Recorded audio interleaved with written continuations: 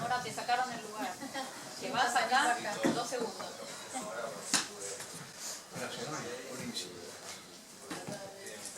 Bueno, la idea es, después vamos a explicar un poquito, a las 18 me toca contar un poco qué son las escuelas de espectadores, que se pueden llamar de otra manera, digamos, qué función cumplen, ¿no? Qué servicio le prestan digamos, a los campos teatrales, ¿no? Ya son 74 escuelas de espectadores en toda Latinoamérica, en Europa, ahora se abre en Estados Unidos, o sea, se ve que es algo necesario, ¿no? Pero básicamente una de las funciones de una escuela es favorecer la reunión entre los espectadores y los artistas, para que los artistas escuchen y dialoguen con los espectadores y viceversa, digamos. Y en ese sentido, una cosa que me gustaría aclarar, porque cuando empezamos con las escuelas de espectadores apareció mucha gente diciendo estos tipos quieren armar un ejército uniformado de espectadores que piensen todo lo mismo. Y no es así.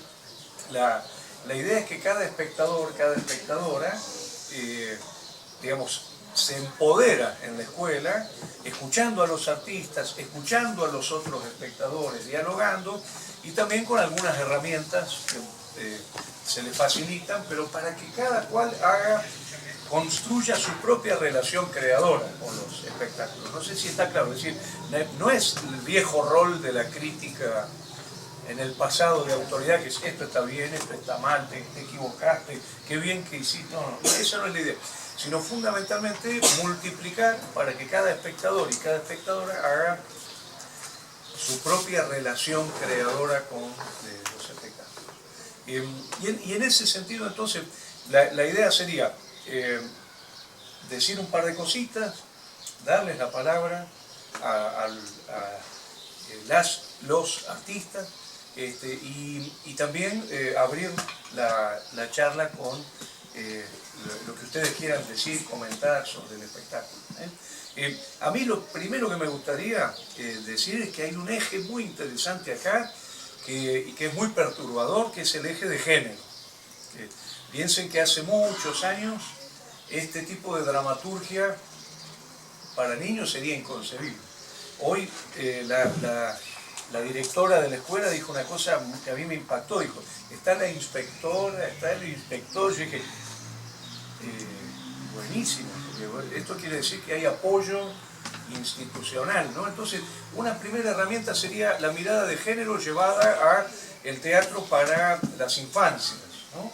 Sí. Y en ese sentido, Nora, me gustaría que cuentes un poquito cómo fue la historia de esto, porque claro, digamos, todavía sigue habiendo lo que llamamos temas tabú en la dramaturgia para niñas y niños e infancias, ¿no? Sí. Yo en este caso quiero resaltar el acierto y digamos, el talento de ustedes para seleccionar esta obra, porque justamente esta obra habla de los chicos de ahora. Esta obra es una obra que viene a hablarle a las infancias de ahora. Que esto muchas veces en la historia del teatro para niños no pasó, ¿no? Como que el teatro para niños estaba en un lugar cerrado y los espectadores iban por otro lado. Un teatro para niños que por momentos se había quedado como estancado en ser utilitario, por ejemplo, o sea, hacemos teatro para que los chicos aprendan a comportarse bien, hacemos teatro para que los chicos aprendan a, no sé, comer comida sana, un teatro utilitario o un teatro de la moral, lo que se debe hacer, lo que no se debe hacer. Muchos les dicen un teatro de valores. Ahora, ¿de qué valores, no? Entonces, siempre el teatro para los chicos estuvo muy pegado a estas concepciones, digamos, de lo que se debe hacer para los chicos, porque nosotros como adultos tendemos a colonizar a los chicos de alguna manera, a sentir que podemos decirles qué deben hacer, qué no deben hacer en esto de la crianza y el cuidado, y muchas veces nos excedemos en y los avasallamos en eso que queremos que sean, en eso que queremos que hagan, y con el teatro para las infancias y con el arte en general para las infancias pasa lo mismo. Y esto viene pasando. a pesar de todo, hay grandes representantes del teatro para los niños que dan un paso hacia adelante, ¿no? Y fueron generando a lo largo de la historia una revolución en eso que se hacía en las artes para los chicos. Y empezaron a pensar más en el arte que en la pedagogía, por ejemplo, ¿no? En qué debo enseñarle, cómo debe ser, ¿no? Y empezaron a construir obras de teatro desde el arte. Y esta es una de las obras. No es casual porque, bueno, justamente gente formada que viene trabajando en esto, sé que para Paula y para Hernán esto que yo estoy diciendo no es nuevo, digamos, en esa selección está esa inteligencia y ese comprender que a los chicos hay que, digamos, darle desde el arte algo que los mueva, algo que los represente, algo que los movilice, algo que tenga que ver con lo social, ¿no? Y bueno, y esta obra lo tiene todo, porque tiene todo el complemento social y tiene una poesía y una belleza muy interesante, así que bueno, buena selección. Y una cosa, agrego una cosita y ya le doy la palabra porque me gustaría saber por qué eligieron la obra y cómo ven que funciona, ¿no? En las escuelas, está este tema de lo que Graciela Montes llama el corral de la infancia, ¿no? Nora lo sabe muy bien porque vos laburás con ella, ¿no? Con Graciela, Sí, claro. que es esto de mantener a los chicos encerraditos en un campo de temas, digamos, y no permitirles ver supuestamente más allá. Claro. Son los propios pibes los que rompen ese corral, especialmente los chicos contemporáneos, porque ven los noticieros, Claro, ella dice, escuchan todo. hemos construido un corral para la infancia, igualmente la realidad se cuela por todas partes, ¿no? Exacto, exactamente. Exacto. Y otra cosa muy interesante es el tema de Bruno Bettelheim, ¿no? Un gran analista fundamentalmente desde el psicoanálisis, de los cuentos tradicionales, los cuentos de hadas, que empieza a revisar justamente el rechazo que tuvo la modernidad, digamos, los ilustrados tuvimos respecto de esos cuentos macabros, o que toman temas como la sexualidad, la muerte, ¿no? El problema de la violencia, el problema del desamparo, ¿no? Hansel y Gretel, Caperucita Roja. Y Bettelheim dice una cosa muy interesante, dice, los chicos necesitan esos cuentos, adoran esos cuentos, ¿no? ¿Qué es lo que dice Bettelheim? Él lo defiende frente a la corriente que los rechaza, él lo defiende porque dice que de por sí los chicos en su estructura psíquica tienen esos problemas, el abandono, esos miedos, esos temores, el abandono, la pobreza, la violencia, la sexualidad, y que estos cuentos les sirven para hacer como si fuera una catarsis, ¿no? Y entonces él defiende eso porque además él trabajó en la posguerra con chicos y sabía que como psicoanalista funcionaba muy bien. Entonces cuando escribe un libro que se llama Psicoanálisis de los cuentos de hadas, él defiende todo esto y dice, ojo que no, justamente él es un psicoanalista y dice, ojo que no estoy hablando del psicoanálisis, sino que estoy hablando de cómo esos cuentos, cómo esas obras están construidas literariamente. Y eso es lo interesante. Exacto, y acá yo esto lo relaciono por el otro aspecto que no tiene tanto que ver con el género, pero sí con la idea del desamparo, el abandono, que es la mudanza. Vieron que hay una primera mudanza, que es la mudanza de Mateo, y hay una segunda mudanza, ¿no? ¿Cómo se llama el personaje? De Roxy, la mudanza de Roxy, y cuando dice la segunda mudanza, ¿vieron? Los chicos hacen Como Mateo, como Mateo.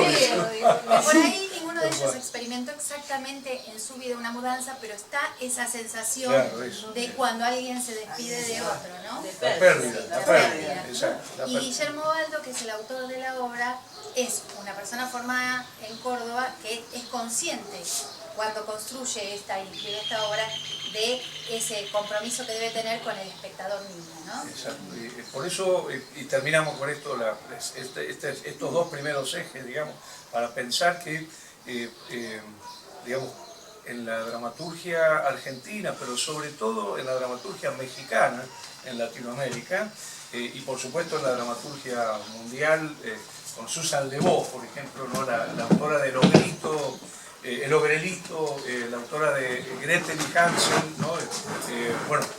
La luna entre dos casas, etc., empieza a aparecer sistemáticamente los temas tabú. No sé, aquello de lo que creemos los adultos que no debemos hablar frente a los niños. Esos son los temas tabú. No sé, Berta Iriar habla, por ejemplo, de la muerte de un perro, ¿no? Y el duelo de un niño por la muerte de un perro. Príncipe y Príncipe de Perla Schumacher en México, es la historia de un chico que se enamora de otro chico, digamos. Bueno, y así podríamos seguir, y esto creo que, el Ogrelito de Susan Le Bon, por ejemplo, es, contalo vos, Nori, que claro, el Ogrelito es el que es un niño de 6 años que va por primera vez a la escuela, y él es hijo de una humana y de un ogro, pero él no lo sabe porque la madre, que en una noche de borrachera se encamó con el ogro, nunca se lo quiso decir, porque esa ogritud es mal vista, ¿no? Y entonces, pero el primer día de escuela, cuando el chico sale a la sociedad, empieza a aparecer, a pesar de la madre y a pesar de lo que se esconde, la ogritud, digamos, de este niño, ¿no? Y es muy interesante ahí, como no puede dejar su origen, ¿no? Y de ser quien es, ¿no? Que esto sirve simbólicamente y metafóricamente para todas las cuestiones que tienen que ver también con la identidad, ¿no? Bueno, entonces la primera pregunta que yo te diría es ¿por qué eligieron la obra? ¿Qué vieron ahí? ¿Qué les interesó? Elegimos la obra para trabajar porque Oli me propuso trabajar y quería trabajar con algo. No sé si era no sorprenderla, pero fíjate qué cosa.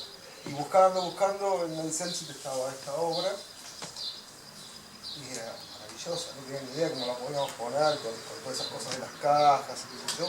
Iba en contra de que nosotros trabajamos o de las cuestiones que tenemos. Vamos, no importa, a ver, ¿cómo lo haríamos? Y empezamos a trabajar en forma, sin saber hacia dónde íbamos, y viendo qué nos pasaba cuando lo íbamos haciendo. Yo recién contaba lo de los conflictos, ¿no? Que a veces los personajes que venían con en la primera lectura podía suceder un conflicto, que no lo aceptaran o que estuvieran retando. Y eso no nos gustaba. Terminaba el ensayo y no era por ahí, no era una cuestión actoral, nada por el estilo. Y después dijimos, ¿qué pasa si no hay conflicto? ¿Qué pasa si esto sucede?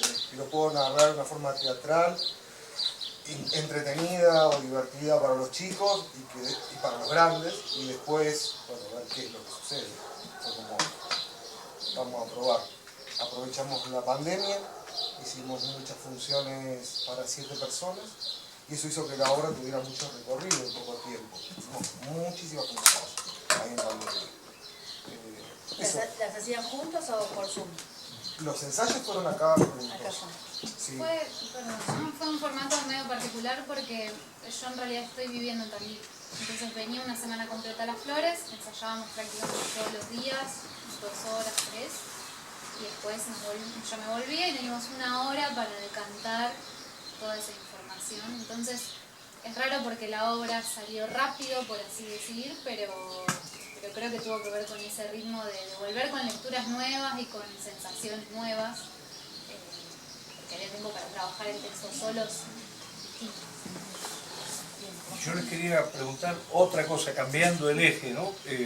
¿Qué sienten que pasa con el público? Especialmente con los niños, con los adultos, con las maestras, ¿no? con la institución, porque nos contaba Guille Baldo, que cuando pudimos charlar con él, lo entrevistamos, y por otro lado, Nora, hoy le hiciste hoy está saliendo una entrevista, ¿no? Que había grabado. Que es muy interesante el pensamiento de él respecto de la escritura de la obra, y dice que tuvieron muchos instituciones que directamente no les compran la obra, digamos, porque me parece que es un tema que no es como una incitación a la homosexualidad, por decirlo así, o también digamos, problemas donde la maestra dijo sí y después los padres armaron escándalo porque estaban sorprendidos de que se les hubiera dado una obra así. ¿Qué les pasó en ese sentido? ¿Cómo es la experiencia? Primero, cuando la estrenamos con gente amiga y con chicos con padres de distintas edades, porque no sabíamos a qué público, cómo iban a reaccionar. Y era re loco porque los chicos también no presentaban el conflicto, los padres iban llorando por las ausencias y por las mudanzas antiguas y por la infancia. dijimos, ¿cómo estamos hablando de distintos públicos? Y eso fue raro, pero no tuvimos nunca problema. Nunca tuve problema. Vamos a contar todo. Problemas que según los nombres.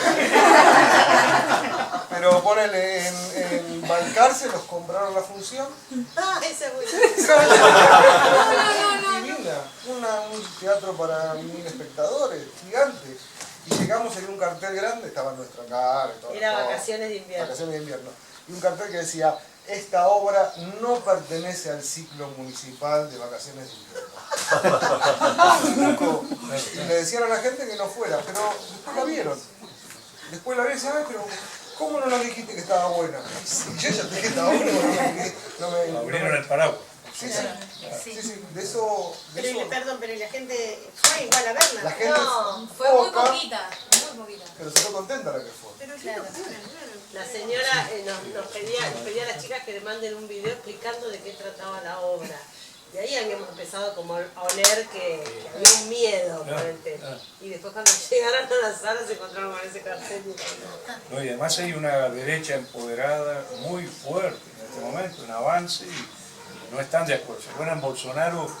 Una de las primeras declaraciones de la ministra de Educación de Bolsonaro era: volvemos al rosa y al celeste. ¿Se acuerdan de la cosa de los nenes por un lado, la nena por otro? Así que creo que es un tema. Hay algo muy hermoso para mí que tiene el texto de la obra, que como, no sé por qué, pero sí, pero logra empatizar con todo el mundo. Hay algo de lo que le sucedió a Valentina, de lo que le sucedió a Roxy, con lo que uno conecta de alguna manera, sea por ser distinto, sea por mudarse, por lo que fuera.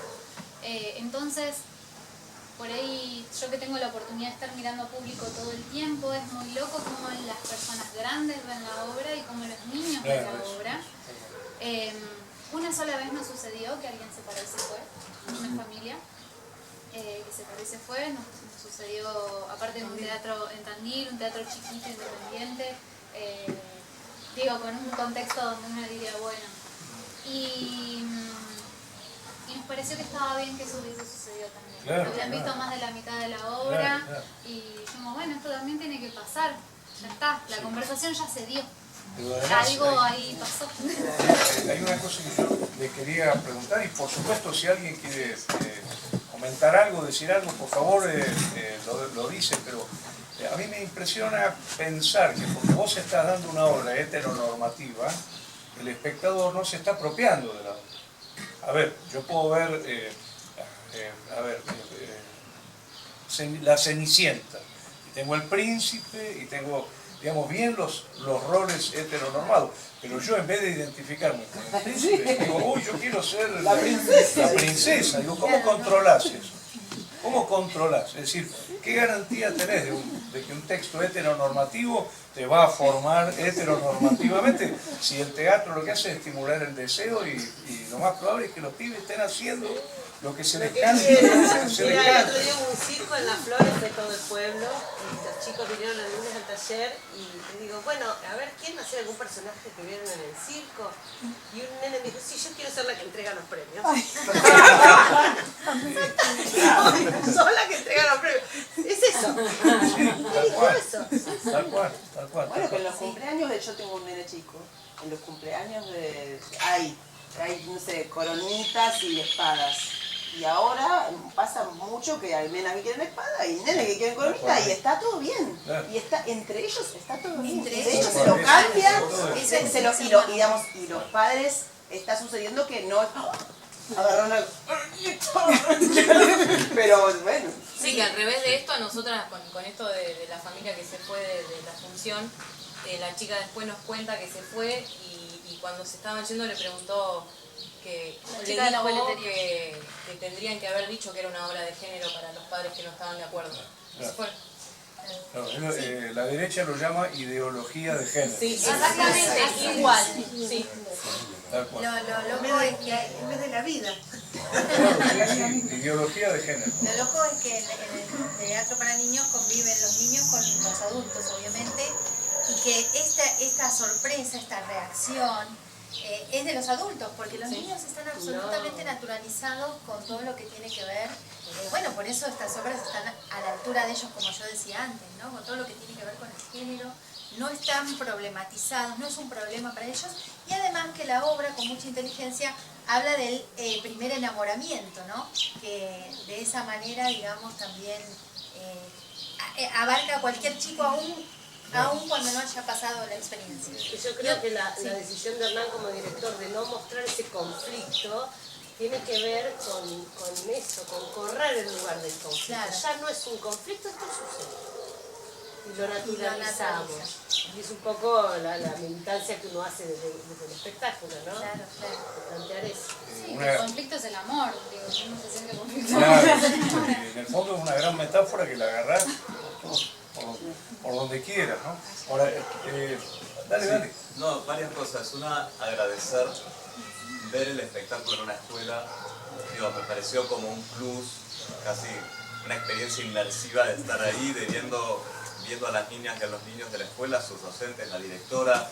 Es una situación en la cual uno estaba siendo un poco espectador y parte de dos cosas, ¿no? Porque por lo general cuando un espectáculo llega a la escuela, uno no está, salvo que sea, en el mejor de los casos, familiar y te dijeron que podías ir. Así que eso me resultó muy interesante verlo en ese contexto, con otra capa. Por otro lado, agradecí mucho que no haya moraleja, porque también hay algunas cuestiones a veces de los espectáculos, ni hablar cuando tienen que ver con la ESI, que además te explican o te subrayan algunas cuestiones que fue hermoso que no pase, porque había algo de natural en lo que se contaba, que uno abrazaba fuertemente. Después me hizo pensar en mí como niño, con una masculinidad a contrapelo de lo que se esperaba en la escuela, un poco enamorándome de una compañera o de un compañero alternadamente, y esa falta de identificación con los relatos, ¿no? Como una ausencia que uno vive cuando uno es un niño, que por ahí tampoco uno dice, fui un niño gay, porque, qué sé yo, fui un niño. Sí, creo que entonces, las infancias atraviesan esto de manera natural y nos hacen creer que desde niños hay una sexualidad súper definida y porque te hacían jugar con esto o con aquello y por ahí. Sí, digo porque a mí me ha pasado, yo laburo en educación también, y que te diga, no sé, una maestra, llamamos a la psicopedagoga porque quiso hacer en la clase de teatro de Princesa Juan. Entonces, ¿quiso hacer de princesa en la clase de teatro? O sea, eso no quiere decir nada, o podría decirlo todo, no importa, pero seguro que no es un tema para llevar a la psicopedagoga, ¿no? En este sentido, digo, qué hermoso que las infancias hoy en la escuela hayan visto una historia que seguramente pudo ser espejo, o quizás no, pero por ahí sí, para algunas de esas niñas y esos niños que estaban ahí, así que eso me parece hermoso, se agradece. Mi niño lo agradece. Bueno, de hecho todos los que nos sentíamos atraídos por el mismo sexo siendo chiquitos nunca tuvimos un espejo. Entonces yo agradezco el doble, triple, porque digo, yo buscaba en alguna novela, yo tengo 53, imagínense, cuando yo era chica, nada, me acuerdo de ir con mi mejor amiga, yo soy de un pueblo chiquito de Marco Juárez, decía, ay Flor, a ver si hay alguna película de dos chicas que yo quiero ver. Tenía 15, encontramos una vez una y las que eran tortuosas. Yo no sé si ustedes se acuerdan, pero las primeras películas que salían de mujeres, todo era tortuoso y sufrían. Nada era lindo, agradable, amoroso, ¿no? Como hoy puede. Entonces, yo hago teatro en los colegios, teatro histórico, hace 23 años, y ahora estoy escribiendo por primera vez una obra sobre eso y me estoy animando a escribir un texto, pero siento la necesidad de hablar de estas temáticas. Y ya en una escuela, pues yo ya voy avisando, voy a tener una obra sobre eso, y me dijeron, bueno, pero acá en una escuela, con inclusivo no, no se puede hablar con inclusivo porque no nos van a dejar. Esto que decías vos, ¿no? Los no, y yo estoy pensando todo el tiempo, y ayer lo estoy escribiendo con 2 doctoradas en género. Y podré poner la bandera del orgullo, y podré poner, me gustaría poner como distintos carteles, ni una menos, esto, ¿ni charán? Sí, ¿no? Sí. Sí, bueno, respondido. ¿Sabés que el otro día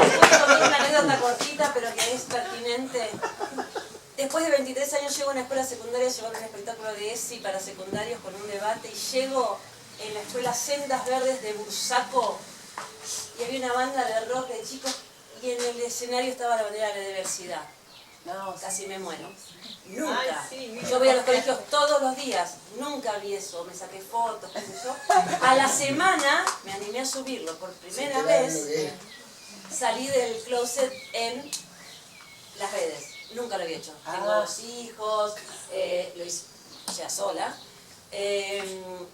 Mis amigos lo saben, pero bueno, también ahora lo estoy hablando acá. Ahora ustedes lo saben. ¿Saben? Ayer le hablaba al director y le decía, vos, tu escuela fue la que a mí me habilitó, porque yo le contaba a ellos, si yo pongo una foto mía en la marcha del orgullo, si la ven los directivos, decían, me quedo sin trabajo, yo trabajo del teatro en los colegios, es mi trabajo de eso de comer a mis hijos. Ahora, poner una foto, que vos la vas a ver, si ahora somos amigos en WhatsApp, la vas a ver o en Instagram, y yo estoy con esa bandera misma del orgullo, pero estoy en una escuela. ¿Vos lo sabés? No, pero yo sé que es en una escuela. Y si alguien me dice algo, digo, me avala tu escuela, el director le mandó mis audios a todo. De hecho, ahora tengo miles de chicos que me siguen porque yo me animé a decirlo con 260 alumnos, y me aplaudieron. Y una de las chicas de la banda, por eso estaba la bandera, la chica que puso la bandera es hetero, pero uno de los chicos es chica chico, que toca en la banda. Y después el director, cuando yo me dije, bueno, me emocionó ver esta, porque yo soy del colectivo LGTB, el director después me dijo, ahí viene un grupito de chicas, ¿no? Entonces, y ahora me dijo, le voy a contar a todos, a los 260 chicos, lo que a vos te pasó. Digo, no, entonces cuento esto porque, digo, ir con esta obra, por esta, digo, estoy muy movilizada, obviamente, como no estarlo, digo, ¿qué pasaría si yo llevo esta obra a los colegios? Yo creo que todavía hoy, conociendo así los colegios, yo creo que el Sendas Verdes hoy es el único, para mí es como el único. Es impresionante lo que están haciendo. De hecho, él me decía, yo me siento como director, un día le mando a Francisco, que es Pesqueira, que es gran amigo mío, le mando una foto y digo, mirá, en el Don Bosco, Fran, había un coso que decía amor con la bandera. Y a mí me pareció que era la bandera de diversidad y me dice, no, Manu, esa no es la bandera de diversidad, le faltan colores. No era. Pero a los meses la encontré de verdad. Bueno, gracias por la obra, realmente. La obra está escrita para... ¿Cómo? La obra está escrita para pibes o para los padres. Esa es la pregunta. Las dos cosas. Iba a decir, hoy viéndolo en un grupo de pares, de niños, la recepcionan mucho mejor que nosotros. Claro. La respuesta de los Esa chicos. está la respuesta. Lo dijeron a vos, Pau, ¿qué dijo la nena? La lista de la respuesta. Pero lo que se gustaban. ¿Qué te pareció la obra? ¿Qué entendiste de la obra? ¿Qué gustaban, mamá? El problema. Una nena Una cosa que me gustaría recordar de la entrevista con Guille Baldo, que él cuenta que en una charla después de hacer la obra en la escuela, un chico dijo, me hubiese gustado que al final se besaran, porque vieron que hay una magia cuando se abrazan, ¿no? Se van a abrazar y uno piensa, se van a besar, se están confesando su amor, digamos. Y el pibe reclamaba la escena. O sea, lo conecto con lo que vos decías, ¿no? Que es esto de hay una zona donde la obra, creo yo, se contiene un poquitito para los padres. Sí, que de hecho fue una de nuestras cuestiones, a ver si nos dábamos un beso o no. Al principio era bueno sí, después no, a ver cómo funciona.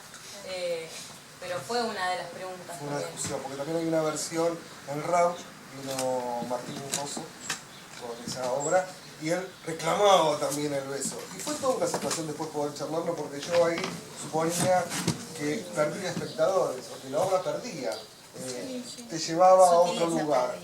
Yo prefería que quedara, que se viera, que la gente se fuera emocionada y todo lo demás, y después quedaba esta situación tácita.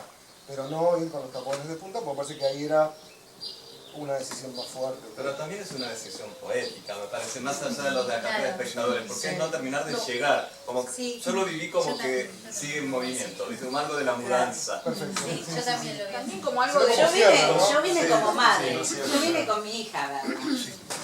Con mi hija de 11 años y es como que te relajás entre madre e hija para hablar cualquier cosa, o sea, habilita para el diálogo, habilita para el cuestionamiento, para que tu hijo se sienta respaldado, decir, escúchame, venimos juntos a ver esto porque está habilitada la charla sobre lo que sea.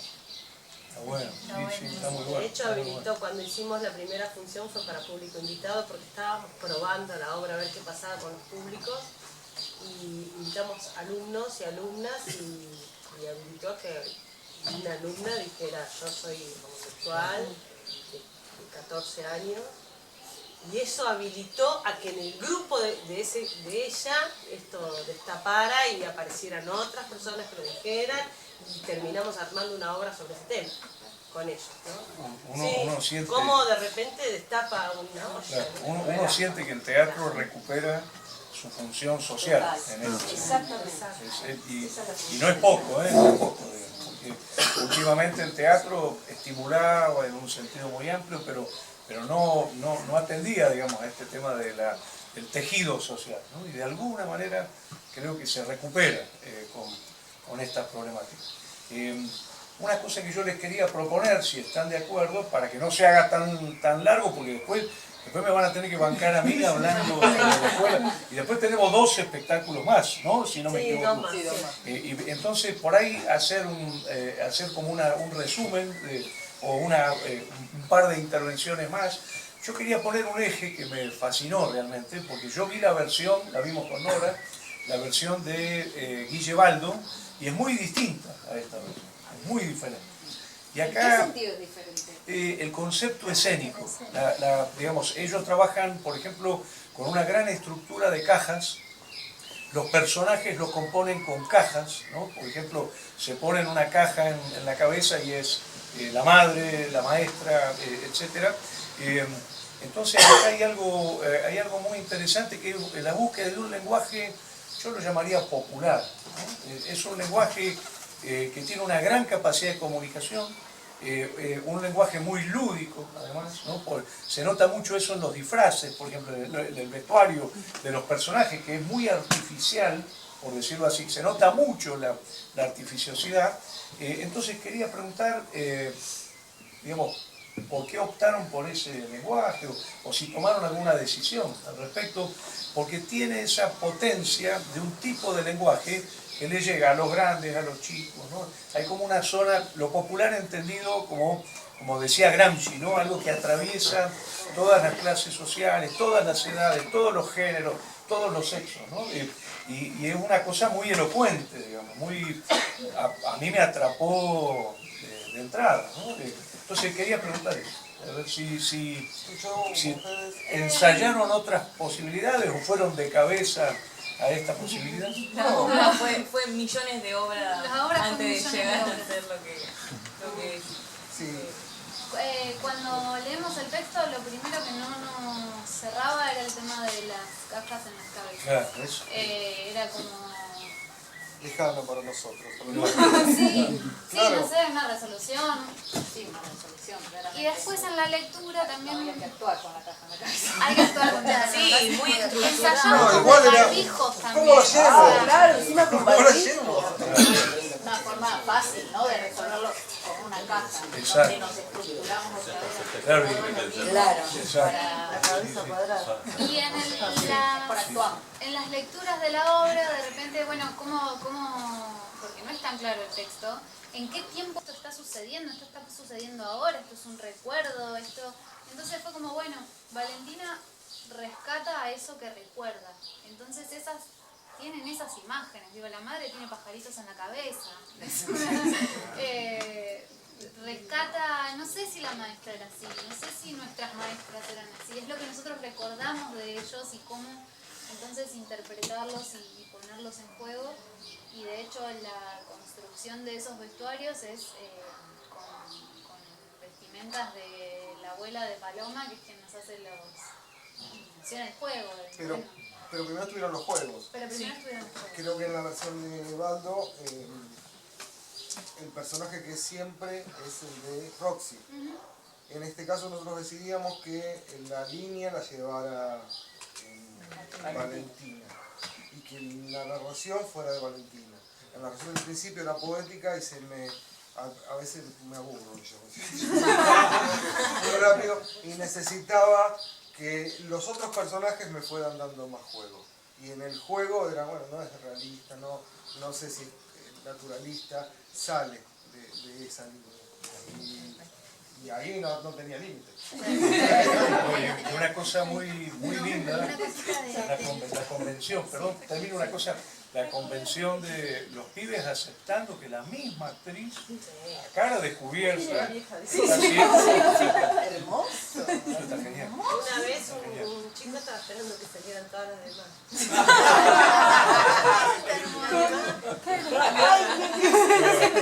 Yo que eran distintas personas. Sí, el personaje de la maestra es muy interesante porque en ese personaje así con tanto humor, tan ridiculizado de alguna manera, igual está la gran enseñanza porque ella después toma de la maestra esto de que hay que ser valiente, el amor es valiente. Es decir, es muy sutil eso porque realmente no lo aprende de la madre evidentemente y sí lo aprende de la maestra. Así que ese personaje es muy lindo y hecho de esa manera genera esa doble sensación. Sí, a mí con la vieja, con la vecina me daba la misma sensación cuando ella dice de su soledad, si ella estuviera acostumbrada a estar sola. Me parece que por ahí también aporta. Es una vieja sabia en el fondo y le sirve a ella, ¿no? Sí, eso era lo que todos los que con los que empatizan son eso era lo que le interesaba saber a él. ¿Cómo?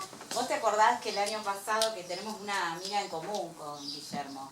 Entonces, ¿Baldo? Sí, ¿te acordás que yo te escribí y te dije, mirá, me están pidiendo esto, pero quiero que vos lo sepas? Y a él le interesaba eso, o sea, le inquietaba el hecho de decir cómo habían resuelto lo que él planteó y que les anduvo hurgando ahora. ¿Te acordás? Sí, ¿Ahora te acordás? Sí. Sí, fue una cuestión para él. Me encantaría que la vea. Que la vea. Sí. Sería muy lindo que la vea. Porque es otra obra.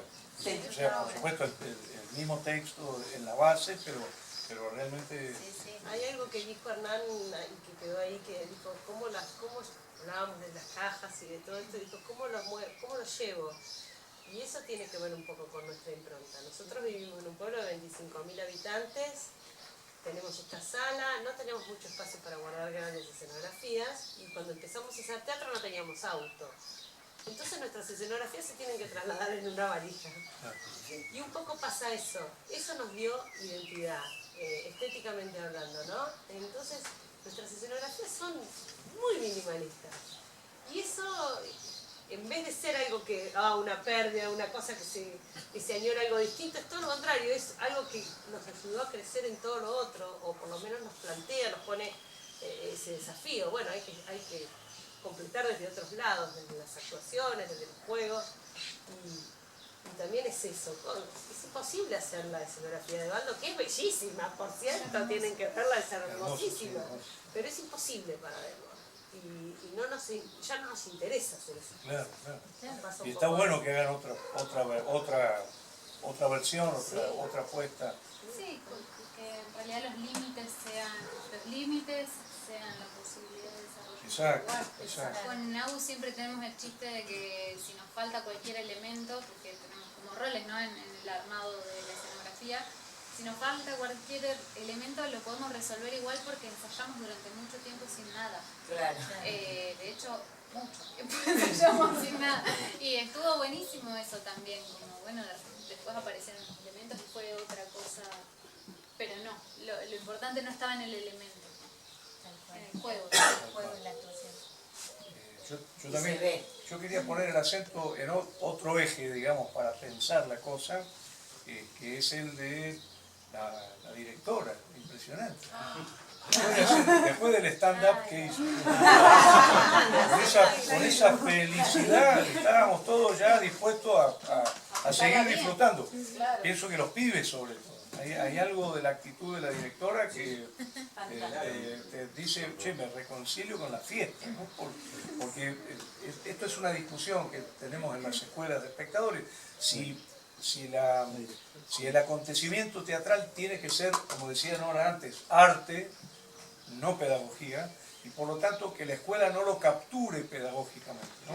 Vieron que lo que hizo ella realmente fue eso, liberarlo y celebrar la multiplicación que generaría en el efecto de los pibes, ¿no? Y creo que ahí hay algo muy interesante, ¿no? Que es que el teatro se viva como una excursión, como un picnic, digamos, que no lo tome, suponete que ahora, esto ya es mi posición, digamos, ¿no? Subjetiva, que no venga la profesora y dice, bueno, después de haber visto la obra, ahora contesten estas preguntas, salgan a averiguar quién es el autor. No, yo tengo la sensación de que los pibes van a pedir volver cuando lo que se construye es un clima de fiesta. Ocio. El ocio entendido como sentimiento de disponibilidad de libertad, que es lo que instaló la directora, ¿eh? A mí me encantó. Yo cuando empezó a hablar yo dije, upa, discurso de dirección, de lo que te dijo a vos, que nos reímos todos, unas palabras descontracturadas, ¿no? La verdad que fue maravilloso, fue increíble, y creo que instaló esa idea de la fiesta. Y pienso que también que si los pibes identifican el teatro con la fiesta, con el picnic, con la excursión, digamos, para el día de la primavera, no solo van a querer volver, sino que les va a pegar más fuerte, digamos. Yo en este momento me pregunto, fue muy... a mí me emociona siempre mucho ver a los chicos en el teatro. Es algo que me pega, por ejemplo, cuando el pibe gritó Mateo, y yo dije, mierda, acá está pasando algo muy importante, ¿no? Y yo pienso, ¿qué hará la obra con ellos? ¿O qué harán ellos con la obra a partir de ahora, ¿no? Que eso pienso que es lo más hermoso, ¿no? El espectador hace, con lo que ve, hace cosas en su vida, digamos, ¿no? Entonces creo que la obra ya está trabajando y no sabemos en qué va a terminar. De pronto yo me imagino a alguien que se acerca acá porque quiere venir a estudiar teatro y porque vio la obra, o alguien, no sé, todos creo que tenemos relatos de ese tipo, ¿no? Que había una persona sentada en el público que vos decías, ¿qué hace este tipo acá? Y de pronto, 5 años después te viene a contar que esa obra le marcó la vida y que... entonces creo que esto, la identificación con la fiesta. Y para cerrar, claro, pienso yo que eso es importante. Y sobre eso, que también lo hizo la directora, fue convocar a todos los chicos, solo los chicos, con el elenco a sus fotos. Eso, está lindo, muy hermoso. No, esa directora es muy piola. Impresionante, sí. Me encantó. Para cerrar, si les parece, así no nos cansamos y tenemos tiempo para descansar un poquito, relajarse antes de las 6. Una cosa que me gustaría, a Hernán lo conocemos porque conocemos la historia de Del Borde, pero me gustaría que cuenten brevemente de ustedes. Breve, cortito. ¿De dónde vienen? ¿Por qué se dedican al teatro? ¿Qué les pasa cuando actúan? Cortito. Bueno, yo soy de acá, de Las Flores, y arranqué a estudiar, a hacer teatro con ellos desde chica, desde adolescente. Siempre me pasó de que nunca me sentía parte de ningún espacio. Y de hecho, la otra vez Paula me hizo acordar cuando vine acá a pedirles clases, dije que no quería con adolescentes. Yo era un adolescente. Fui con ellos. Y me abrieron un montón de puertas que tenía como cerradas y bloqueadas. Y a partir de ahí arrancó mi camino. Yo cuando terminé la secundaria estaba decidida que iba a estudiar teatro. Y así fue, me fui a La Plata a estudiar teatro. Y bueno, con la pandemia volví acá y de vuelta se abrieron un montón de puertas con la obra y con el teatro. Me pasan muchas cosas. ¿Y por qué a La Plata? Porque no quería ir a Buenos Aires, me parecía una ciudad muy grande y yo me sentía muy vulnerable. ¿Y por qué no Tandil, por ejemplo? Y no sé por qué. Me parece más para hacer la contra de mi mamá. Mi mamá me dijo, anda Tandil. Es muy posible. Es muy seguro. No, para eso no. Es para el otro lado. Es la apuesta. Bueno, y en tu caso Tandil sí. Tandil sí, Tandil sí. En realidad mi mamá tuvo un ¿Qué centro... pasa la plata? No, mi mamá tuvo un centro cultural con Paula y con Hernán cuando yo era muy chiquita. Entonces para mí, bueno, el teatro independiente, el arte independiente para mí es hogar. O sea, de hecho viajo mucho y bueno, casa es un centro cultural, no importa en qué lugar. Y en realidad estudio psicología, estoy en mi último tramo, y a medida que uno estudia y se forma en la salud mental y en las teorías, se da cuenta que hay muchas cosas que las palabras nunca van a capturar. Yo me reencuentro en el teatro en un momento muy rota, con un dolor muy grande, y fue con Clown, que ahí logré como volver a conectar y ver qué me sucedía, y digo, fantástico, esto no me lo puedo quedar para mí. Y en ese volver a reencontrarme en el pueblo y en la pandemia y la vida misma, se nos dio vuelta a todos, me reencuentro con Hernán, y bueno, fluyó solo, y con Agus, que también nos conocemos desde muy chiquitas, aunque él ya se acuerda y yo no. Entonces, bueno, nada, fue como, creo que el arte siempre es un poder. Está bueno, está bueno. Y bueno, ¿les parece cerrar acá? También en la escuela tenemos así como una norma que es no exceder los 40 minutos, quedarse con ganas, digamos, en el sentido de quedarse multiplicando, pero sí, digamos, bueno, seguiremos haciendo después con los otros espectáculos. Y felicitarlos porque la verdad creo que lo hemos disfrutado muchísimo. La verdad, hermoso.